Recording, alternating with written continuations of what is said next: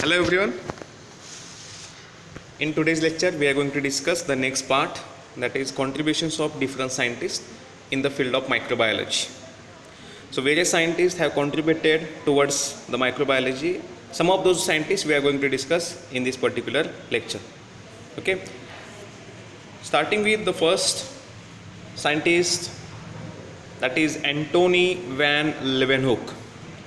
Antony van Leeuwenhoek. Now this Antony van Leeuwenhoek, he is called the father of microbiology. Okay, so Antony van Leeuwenhoek, he is called the father of microbiology.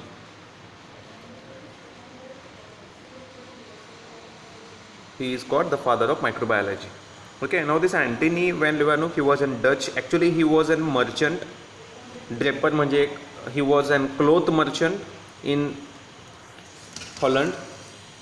He lived in Delft city of Holland. He was a cloth merchant. Why he is called the father of microbiology? त्यांना आपण father of microbiology का म्हणतो, तर त्याला multiple reasons आहेत. किंवा सगळ्यात महत्त्वाचं म्हणजे सुरुवातीला ते सायंटिस्ट म्हणून नव्हते किंवा कुठल्याही ते कॉलेजमध्ये युनिव्हर्सिटीमध्ये प्रोफेसर म्हणून काम करत नव्हते. ते फक्त एक क्लोथ मर्चंट होते आणि त्यांना एक हॉबी होती की क्लोथ जेव्हा ते फायबर्स असायचे, क्लोथ फायबर्स ते ग्लासेसमधून ऑब्झर्व करायचे, म्हणजे त्याची क्वालिटी कशी आहे आणि ते क्वालिटी ॲनालाइज करण्यासाठी एक ग्लासेस घ्यायचे, सोडा बॉटल ग्लास घ्यायचे आणि ते ग्लास थोडं मॉडिफाय करायचे आणि मग त्यातून ते फायबर्स थ्रेड्स असायचे, ते थ्रेड्स बघायचे, त्याची क्वालिटी ऑब्झर्व करायचे. आणि ही त्यांची एक हॉबी होती की ते त्यांनी मल्टिपल टाईपचे असे ग्लासेस फॉर्म केले, ज्याला आपण लेन्सेस म्हणतो. ते ग्लास घ्यायचे, सोडा बॉटल ग्लास घ्यायचे, त्याला मेल्ट करायचे, त्याला वेगवेगळे शेप द्यायचे आणि मग ते जे ग्लासेसचे पीस आहेत त्यामधून ते थ्रेड्स ऑब्झर्व करायचे किंवा फायबर्स ऑब्झर्व करायचे. ॲट द सेम टाईम त्यांना असं पण एक हॉबी होती की ते बऱ्याच वेळा वॉटर सॅम्पल असेल किंवा अदर बॉडी म्हणजे स्पोटम सॅम्पल असेल किंवा सलायवा असेल, हे सगळं ते ऑब्झर्व करायचे. आणि त्या ग्लासमधून ऑब्झर्व करताना त्यांना असं बऱ्याच वेळा असं दिसलं की त्या जे वेस्ट वॉटर असेल किंवा सलायवा असेल, that saliva contains some micro organism, मी saliva contains some extremely small things, एकदम लहान लहान असे काही ते त्यांना दिसले. म्हणजे ते इन्सेक्ट नव्हते, कारण ती ग्लास बाजूला घेतली की काही दिसायचं नाही. म्हणजे एक्स्ट्रीमली स्मॉल आहे, असं की जे आपल्याला विदाऊट लेन्सेस ऑब्झर्व करता येत नाही, नेकेड आईजने ऑब्झर्व करता येत नाही. त्यासाठी त्यांना लेन्स यूज करावेच लागायचे. आणि तोपर्यंत कन्सेप्ट असा असायचं की दोन टाईपचे लिव्हिंग थिंग असतात, प्लांट्स आणि ॲनिमल्स. त्यावेळी मायक्रो ऑर्गॅनिझम्स असतात, बॅक्टेरिया, फंगस, व्हायरसेस, असं काय असतं हे तितकं फारसं स्टडी नव्हतं त्यावेळी. त्यामुळं त्यांना असं समजलं की हां, समथिंग इज डिफरंट की जे नेचरमध्ये बघायला मिळत नाही. आणि मग त्यातून ते ऑब्झर्व करायचे आणि ऑब्झर्व केल्यानंतर मग त्यांना जे काही दिसलं की त्यांना असं दिसायचं की सॅम्पल जे आहे किंवा वॉटर जे आहे किंवा सलायवा सॅम्पल आहे त्यामध्ये काहीतरी असं हलताना, मूव्ह करताना दिसायचं. आणि मग त्यांनी ते ऑब्झर्व केलं आणि मग त्याचे काही फाइंडिंग्स केल्या, ते पेपरवर त्यांनी त्याचं स्ट्रक्चर ड्रॉ केलं आणि मग त्याचे काही पेपर्स त्यांनी पब्लिश केले. म्हणजे पहिल्यांदा त्यांनी काय केलं की सगळे जे त्यांना दिसलं, त्यांना असं दिसलं की मायक्रो ऑर्गॅनिझम्स असा काहीतरी प्रकार आहे, ॲनिमल्सपेक्षा खूप लहान आहेत, प्लांट्सपेक्षा खूप लहान आहेत, पण लिव्हिंग आहेत, मूव्ह करत आहेत ते. त्यामुळं त्यांनी ते जे काय ऑब्झर्व झालं ते ऑब्झर्व पहिल्यांदा त्यांनी रिपोर्ट केलं. सायन्समध्ये सगळ्यात महत्त्वाची काय असते गोष्ट की सायन्समध्ये तुम्ही काय ऑब्झर्व करता, तुम्हाला काय नवीन फाइंडिंग मिळतं ते महत्त्वाचं नाही आहे, तुम्ही ते कसं रिपोर्ट करता. म्हणजे एक्झाम्पल, तुम्हाला एक काहीतरी नवीन शोध लागला असेल तर तो शोध तुमच्यापर्यंत लिमिटेड न राहता तुम्ही तो जगासमोर कशा पद्धतीने मांडता, ज्या सायंटिफिक कम्युनिटीज आहेत त्याच्या तिथं कसं ते प्रभावीपणे तुम्ही मांडता, that is very important. Why I am saying this, because he was not first to see the bacteria. त्यांनी पहिल्यांदा, ते एकमेव असे नव्हते की त्यांनी पहिल्यांदा बॅक्टेरिया बघितला किंवा असे काही मायक्रो ऑर्गॅनिम्स बघितले, but he was the first to report his observation. त्यांनी जे काही ऑब्झर्व केलं ते पहिल्यांदा त्यांनी रिपोर्ट केलं, ते पहिल्यांदा त्यांनी जगासमोर मांडलं. So that's why he was recognized and he is called the father of microbiology, because पहिल्यांदा मायक्रो ऑर्गॅनिझम्स ऑब्झर्व करून त्याचं रिपोर्टिंग करण्याचं काम कोणी केलं, तर Antony van Leeuwenhoek. And that's why Antony van Leeuwenhoek, he is called the father of microbiology. So this is very important, you should keep this in mind. Antony van Leeuwenhoek, pronunciation is Antony van Leeuwenhoek. He is called the father of microbiology. Okay, because for the first time he observed microorganisms. नुसतं observe करून नाही तर त्यांनी ते त्याचे रिपोर्टसुद्धा mention केले. So he is called the father of microbiology. कारण त्यांच्यानंतर मग मायक्रोबायोलॉजी स्टडी स्टार्ट झाला. कारण मग त्यावेळी सगळ्यांना समजलं की असे काही स्मॉल लिव्हिंग थिंग्स असतात आणि those living things actually they exist in variety of samples in nature. आणि मग तिथून पुढं मायक्रो ऑर्गॅनिझम्स, त्याचे टाईप्स, आणि आज आपण सगळा त्याचा डिटेल स्टडी करत असतो.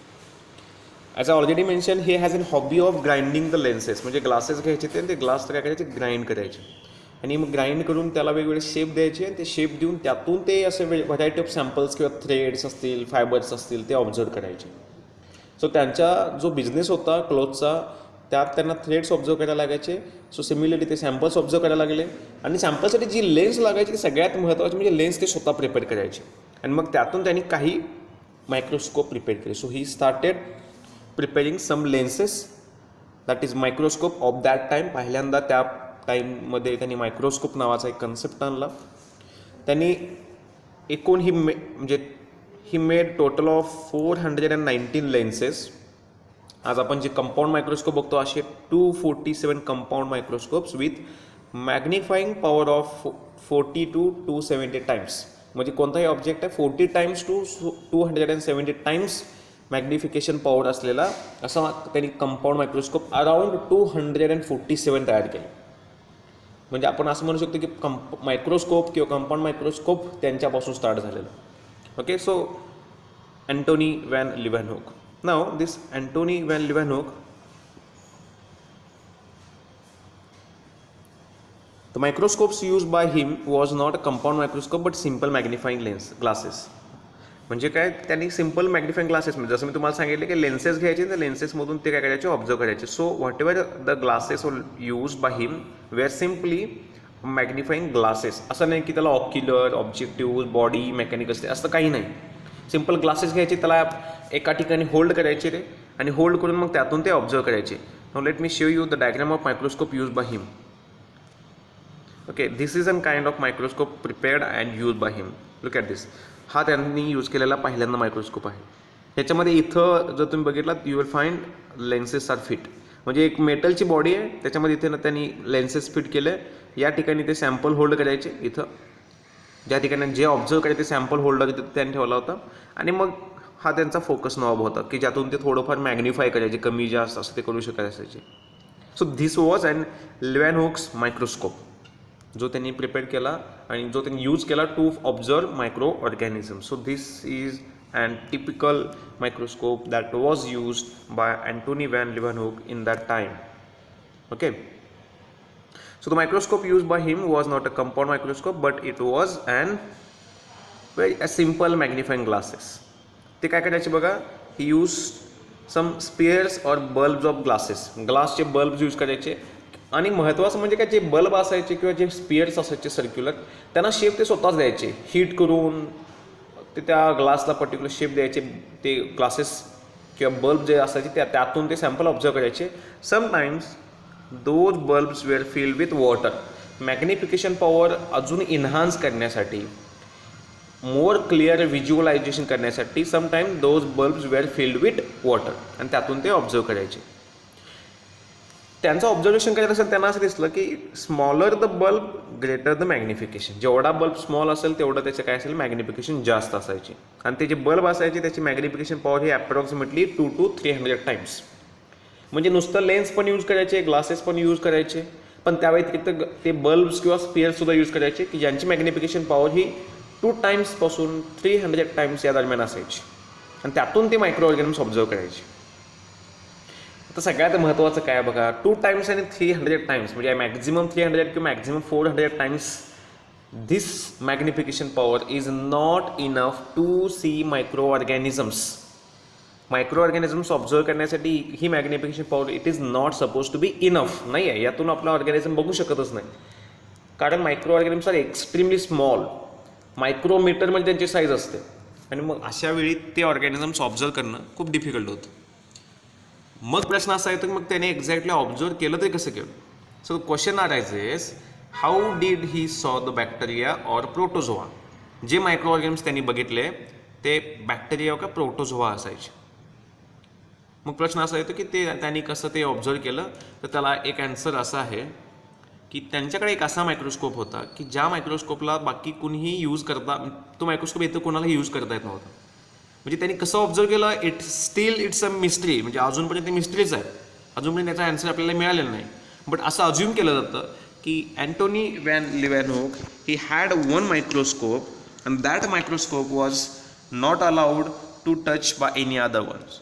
Okay, so one microscope that no one was allowed to look, and even his own family members were not allowed to see and look after that particular microscope. त्यामुळं तो microscope काय होता, त्या मायक्रोस्कोपची magnification काय होती, त्या मायक्रोस्कोपमधून त्यांनी मायक्रो ऑर्गॅनिम्स ऑब्झर्व केले का, इट्स स्टील अ मिस्ट्री. त्याचा आन्सर अजूनही आपल्याकडे अवेलेबल नाही आहे. ओके, बट त्यांनी जे काही ऑब्झर्वेशन दिले होते दोज आर 100% ट्रू, आणि तेच ऑब्झर्वेशन आजही आपण फॉलो करतो. म्हणजे असं नाही की त्यांनी काहीही रिपोर्ट केलं आणि काही मेन्शन केलं, असं नाही आहे. Whatever observation he presented those were 100% true. Okay, why true? Because त्यांना जे दिसलं ते त्यांनी पहिल्यांदा ब्रिटिश रॉयल सोसायटीला सगळे पेपर्स पब्लिश केले. म्हणजे काय तर त्यांनी जे त्यांना ड्रॉइंग दिसलं, ऑर्गॅनिझम दिसलं, त्याचे ड्रॉइंग्स प्रिपेअर केले, आणि ते ड्रॉइंग त्यांनी एक सायंटिफिक कम्युनिटी, सायंटिफिक सोसायटी होती, that is called royal society of London और ब्रिटिश रॉयल सोसायटी. तर त्यांनी काय केलं, जे त्यांना दिसलं ते त्यांनी त्याचे ड्रॉइंग्स प्रिपेअर केले, आणि ते ड्रॉइंग्स त्यांनी त्या सायंटिफिक सोसायटीला प्रोव्हाइड केले, आणि मग त्या सायंटिफिक सोसायटीमधून पूर्ण थ्रू आउट द वर्ल्ड ते सगळे पब्लिकेशन झाले. So he reported his observation in the series of letters, multiple letters त्यांनी provide केले to the British Royal Society. Let's see some of those letters. First letter that was submitted by him to Royal Society was on the September 7, 1674. आणि त्या लेटरमध्ये काय explain केलं होतं तर very little animalcules, letter stating very little animalcules. म्हणजे काय, animal क्यूल्स म्हणजे tiny animals. म्हणजे त्यांनी काय म्हटलं की ते ॲनिमल्स आहेत पण कसे आहेत, very small, tiny, extremely small animals, आणि म्हणून त्यांनी वर्ड कॉइन केला दॅट इज ॲनिमल क्यूल्स. सो त्यांचं जे पहिलं लेटर होतं त्या लेटरमध्ये त्यांनी हे मेन्शन केलं होतं की व्हेरी लिटल ॲनिमल क्यूल्स, आणि ते जे त्यांनी ॲनिमल क्यूज किंवा जे स्मॉल ॲनिमल्स त्यांच्या दृष्टिकोनातून जे बघितले होते those were protozoa. Okay, so first letter was stating that whatever he observe was very little animals, that is animalcules. Second letter that he reported to British Royal Society was on the June 1675, आणि त्याच्यामध्ये त्यांनी लिहिलं होतं many little animalcules of different sorts, sizes and motility. Means he observed many such microorganisms, animalcules, having different size, different shape and different motility. म्हणजे त्यांनी जे काय observe केलं that was having different shape, different size, आणि प्रत्येकाची motility होती. Motility म्हणजे काय, ॲबिलिटी टू मूव्ह, इकडून तिकडे ते मूव्ह होत होते. मग त्यांनी जे काय ऑब्झर्व केलं ते त्यांनी सेकंड लेटरमध्ये रॉयल सोसायटी ऑफ लंडनला ते काय केलं, त्यांनी प्रोव्हाइड केलं. Then next third letter that was submitted by him was on the October 9, 1676. October 9, 1676. He described the bacteria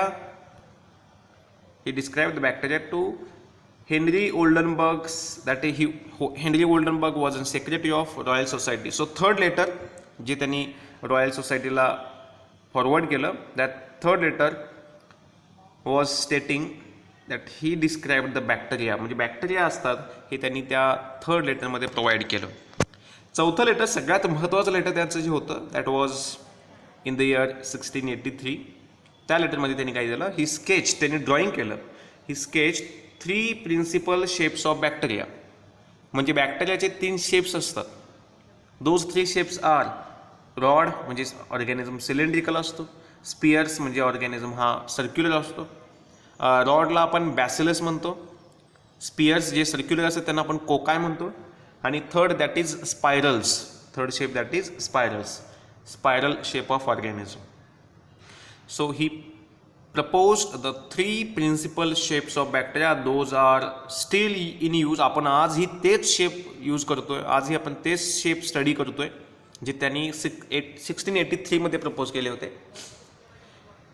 आणि ते 3 shapes that is principal shapes of bacteria are rod shaped, sphere that is cocci shape and spirals. Okay, so these are the 3 principal shapes proposed by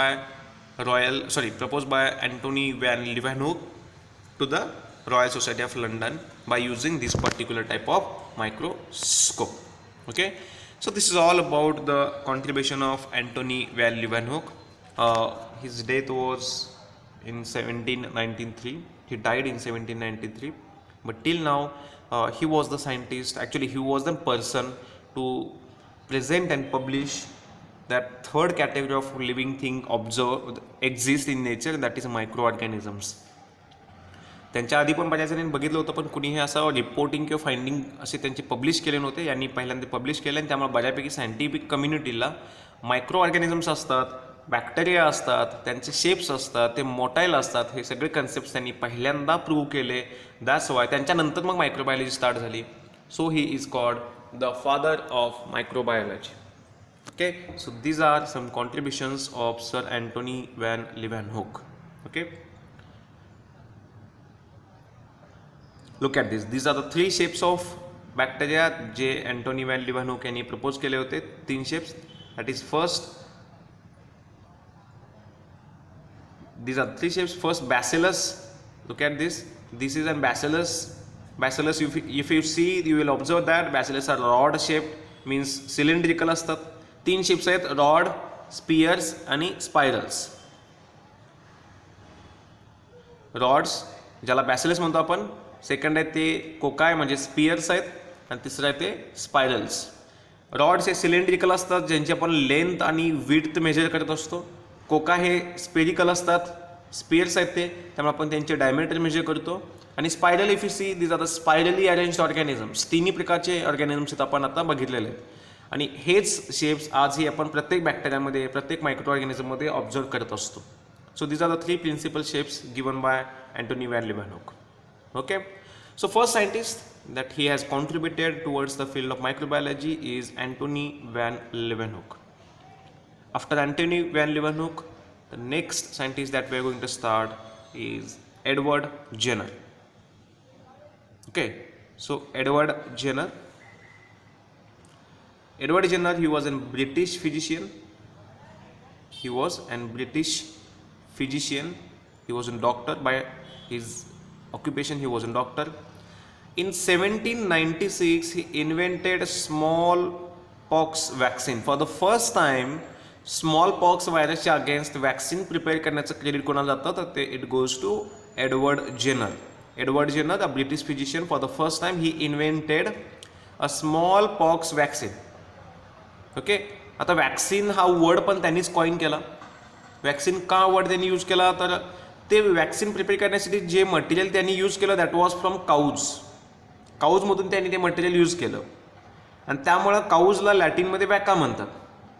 so cows accord vacca in Latin word, Latin language, that's why वॅकापासून त्यांनी vaccine हा word coin केला.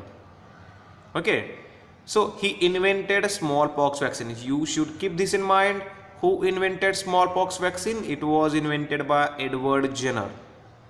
आणि त्यामुळे काय की Edward Jenner he is called the father of immunology.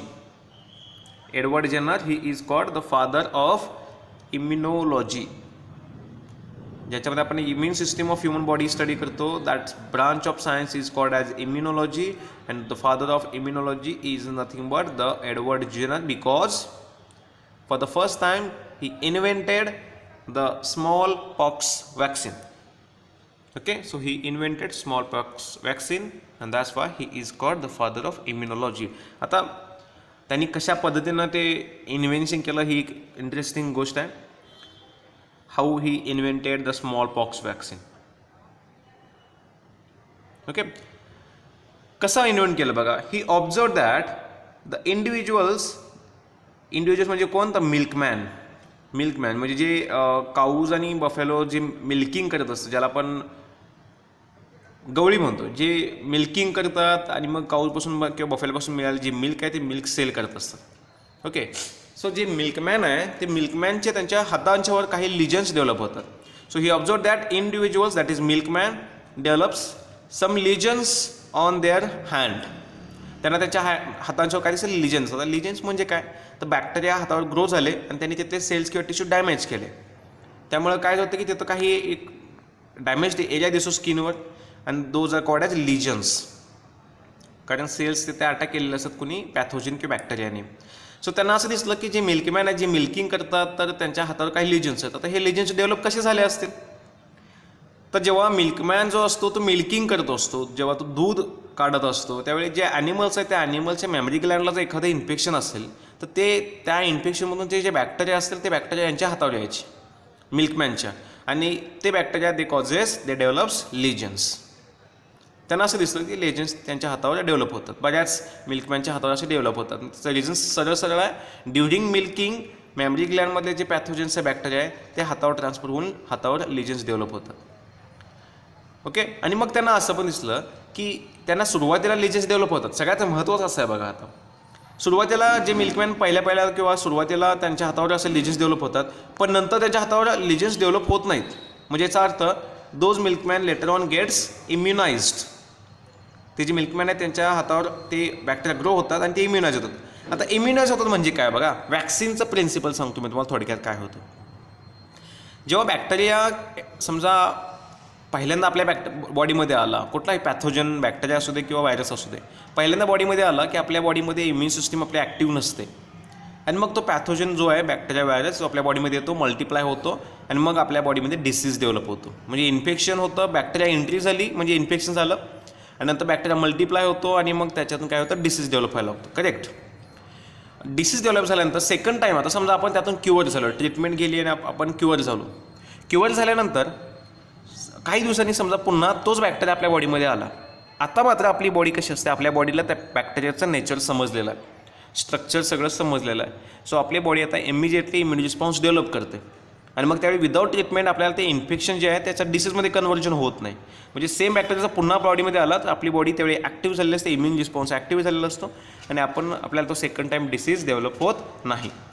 का develop होत नाही, कारण पहिल्यांदा बॅक्टेरिया आल्यामुळे आपल्या बॉडीला किंवा इम्युन सिस्टीमला त्याचं नेचर स्ट्रक्चर बऱ्यापैकी समजलेलं असतं आणि त्यामुळे सेकंड इन्फेक्शन इझिली होत नाही. Exactly same happen with the case of this milkman. पहिल्यांदा लिजन्स डेव्हलप झाले की पुन्हा त्यांच्यामध्ये लिजन्स डेव्हलप होत नाहीत, कारण ते बॅक्टेरिया बॉडीमध्ये गेले, आपल्या बॉडीमध्ये जे मेमरी सेल्स आहेत ते मेमरी कीप करतात आणि सेकंड टाईम जेव्हा पॅथोजन येतो मग त्याच्या against immune response easily develop होतो. So those milkman they were immunise. पहिल्यांदा इन्फेक्शन झालं, लिजन्स डेव्हलप झाले, later on they gets immunised. मग त्यांनी एक एक्सपेरिमेंट केलं. हे सगळं ऑब्झर्व केलं कुणी, एडवर्ड जेनरने. मग एडवर्ड जेनरने काय केलं बघा, त्यांनी काय केलं, 8 year boy called James Phipps. James Phipps नावाचा एक 8 वर्षाचा मुलगा होता. त्याने त्याच्यामध्ये काय केलं, ही इनॉक्युलेट, त्यांनी ते वॅक्सिनेशन केलं. त्याला वॅक्सिनेशन म्हणजे काय केलं त्यांनी, काऊपॉक्स लिजन्स जे त्या मिल्कमॅनच्या हँडवर डेव्हलप झाले होते. So he vaccinated 8 year old boy name James Phipps with cowpox lesions on the hands of milkman. म्हणजे ते मिल्कमॅनच्या हातावर जे लिजन्स आहेत ते लिजन्स घेतले त्यांनी, स्क्रॅप केले आणि ते लिजन्स त्यांनी काय केलं, एका 8 वर्षाच्या बॉयमध्ये त्यांनी ते इंट्रोड्यूस केले, लिजन्स इंट्रोड्यूस केले. म्हणजे काय असेल बघा, लिजन्समध्ये कोण असणार आहेत, बॅक्टेरिया असतील. सो ते बॅक्टेरिया त्या लिजन्सच्या फॉर्ममध्ये त्यांनी काय केलं, त्या मुलग्याच्या बॉडीमध्ये इंट्रोड्यूस केले. त्यामुळे काय होणार, ऑब्व्हियसली पहिल्यांदा त्याच्यामध्ये त्या मुलग्याच्या हातावर किंवा स्किनवर लिजन्स डेव्हलप होतील आणि काही दिवसांनी तो त्याच्यामध्ये सुद्धा काय होणार आहे, इम्युनायझेशन होणार. पहिल्यांदा इन्फेक्शन त्याला होईल, लिजन्स डेव्हलप होतील, पण काही दिवसांनी काय होणार, आता तो इम्युनाइज होणार. त्याच्या अगेन्स्ट जर पॅथोजन पुन्हा आला तर तो पॅथोजन आता सर्वाईव्ह होणार नाही किंवा डिसीज कॉज करू शकणार नाही. आणि हे त्यांना कन्फर्म करायचं होतं. मग त्यांनी काय केलं, 6 weeks later the boy was injected with a pus from the smallpox victim. म्हणजे पहिल्यांदा त्यांनी ते लिजन्स इंट्रोड्यूस केले आणि त्याच्या एक्झॅक्टली 6 weeks लेटर त्यांनी काय केलं, त्याच्या बॉडीमध्ये स्मॉल पॉक्स ज्याला झालेला आहे त्या पर्सनच्या बॉडीमधून पस सॅम्पल घेतलं आणि ते पस सॅम्पल त्यांनी याच्यामध्ये इंट्रोड्यूस केलं. म्हणजे आता त्यांनी पुन्हा तोच बॅक्टेरिया इंट्रोड्यूस केला आणि he found that the boy did not developed any lesion. त्या मुलग्यामध्ये कुठल्याही प्रकारचे लिजन्स डेव्हलप झाले नाहीत. का, कारण पहिल्यांदा जेव्हा त्याच्यामध्ये इंट्रोड्यूस केले गेले जेम्स फिप्समध्ये, त्यावेळी त्याची बॉडी इम्युनाइज झाली, पहिल्यांदा लिजन्स डेव्हलप झाले, पण बॉडीने मेमरी कीप केली आणि सेकंड टाईम जेव्हा पस इंट्रोड्यूस केलं, म्हणजे ऑर्गॅनिझम्स इंट्रोड्यूस केले, स्मॉल पॉक्सचे व्हायरस इंट्रोड्यूस केला, त्यावेळी त्या व्हायरसच्या अगेन्स्ट इम्युन रिस्पॉन्स डेव्हलप झाला, इम्युनिटी ॲक्टिव्ह झाली आणि तिथं कोणत्याही प्रकारचे लिजन्स डेव्हलप झाले नाहीत. So here it was an discovery of vaccination. इथून पुढे मग बरेच वॅक्सिनेशन स्टार्ट झाले. मग आता आपण जे कोविड-19चे वॅक्सिनसुद्धा आहे, that is also developed on the same principle. Vaccine म्हणजे काय असतं? Vaccine it is an preparation of antigen. आपण अँटीजेनच बॉडीमध्ये घेत असतो आणि मग आपली बॉडी त्याच्या अगेन्स्ट अँटीबॉडी प्रोड्यूस करते. पण आपण जे ते वॅक्सिन घेतो, एक्झाम्पल कोविड-19 असेल तर कोविड-19चा व्हायरस आहे, त्या व्हायरसची पॅथोजेनिसिटी म्हणजे डिसीज कॉजिंग ॲबिलिटी आपण रिमूव्ह करतो. म्हणजे फक्त जो अँटीजन आहे तो अँटीजन आपण बॉडीमध्ये घेत असतो, त्यामुळे डिसीज डेव्हलप होत नाही. येस, बट इम्युन सिस्टीम मात्र ॲक्टिव्ह होते. त्यामुळे सेकंड टाईम जेव्हा पुन्हा लाईव्ह कोविड-19 बॉडीमध्ये आला तरी देखील त्याच्या अगेन्स्ट आपली बॉडी इम्युन रिस्पॉन्स डेव्हलप करू शकते. This is an principle of vaccination given by Edward Jenner. Okay, finally Edward Jenner's vaccine, smallpox vaccine reached India in 1802. Initially त्यांचं वॅक्सिन कुणी ॲक्सेप्ट केलं नाही, पण नंतर बऱ्याच जणांनी, बरेच सायंटिस्ट असेल किंवा फिजिशियन डॉक्टर्स असेल, they accepted his vaccine and nowadays we all are aware that what is vaccine and what is the importance of vaccination. Okay, so Edward Jenner for the first time he invented vaccination of smallpox, and for his contribution Edward Jenner, he is called the father of immunology. So this is all about the contribution of Edward Jenner. So in this lecture we have studied the contributions of Antony van Leeuwenhoek as well as the contributions of Edward Jenner. Okay, thank you so much.